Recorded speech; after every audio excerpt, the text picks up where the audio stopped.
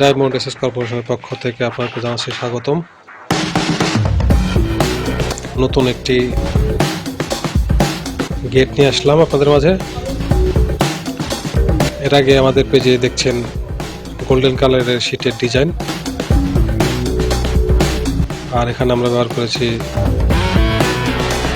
Original স্টিলের যে কালারটা, ওই শীটের ডিজাইন মালিকের পছন্দে। ছোট্ট একটা গেট, সিম্পলের ভিতরে অনেক সুন্দর।